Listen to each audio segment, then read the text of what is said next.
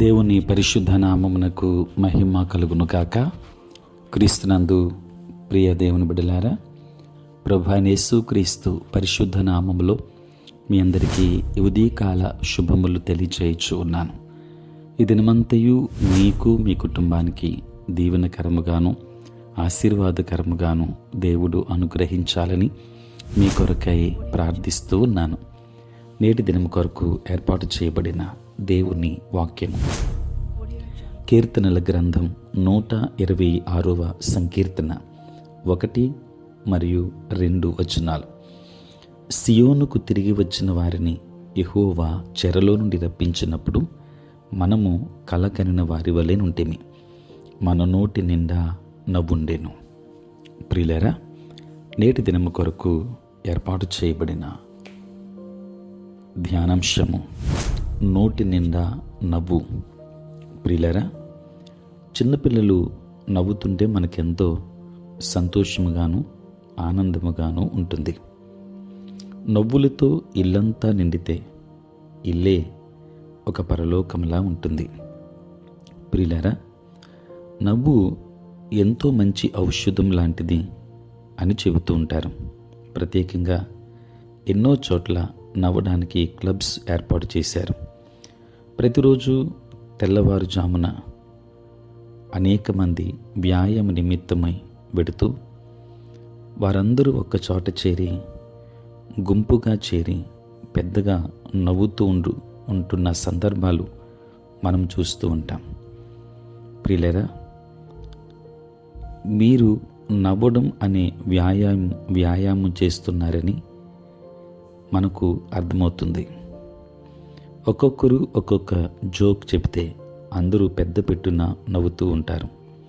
ప్రియులారా, వీరు ప్రతిరోజు దాదాపు 30 నిమిషాలు అక్కడ ఉండి వారు నవ్విస్తూ ఉంటారు.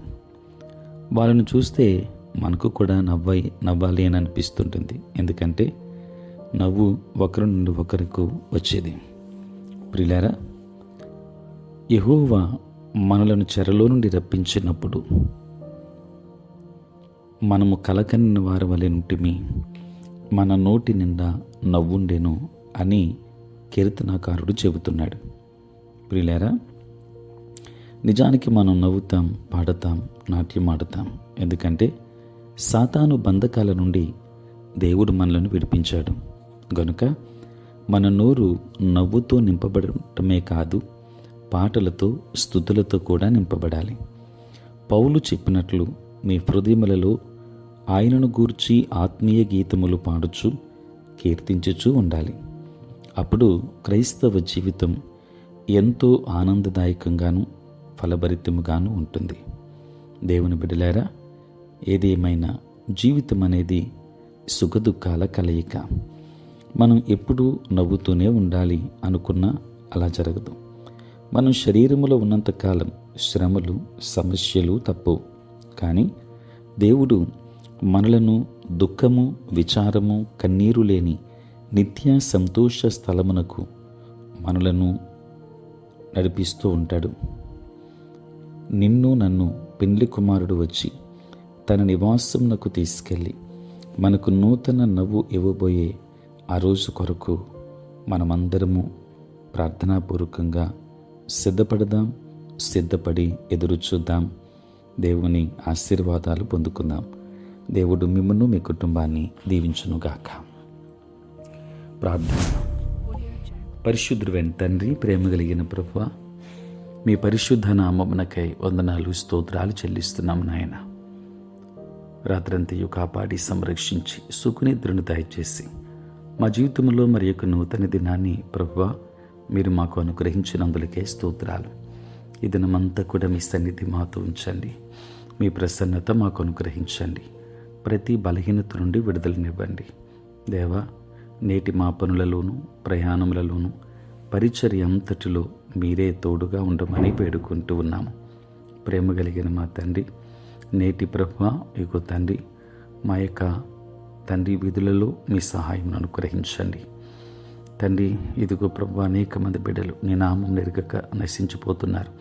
వారందరికీ కావలసినటువంటి సహాయమును, ఆత్మీయ నడిపింపును, రక్షణ భాగ్యాన్ని అనుగ్రహించండి.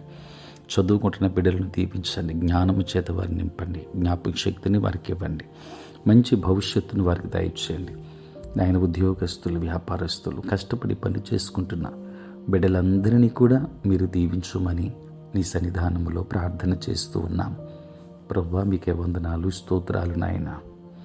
తండ్రి, దీని దీవెనల చేత మమ్మల్ని అందరినీ కూడా మీరు నింపమని వేడుకుంటూ ఉన్నాం. తండ్రి, నీ సేవా పరిచర్య చేయించిన ప్రతి సేవకుని కూడా మీరు దీవించండి.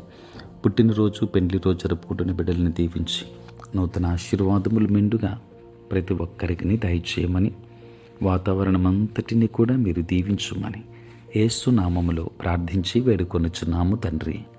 ఆమేన్. తండ్రి, కుమార, పరిశుద్ధాత్మ త్రియేక దేవుని దీవెన సదా మీకును మీ కుటుంబమునకును తోడై ఉండును గాక. ఆమేన్.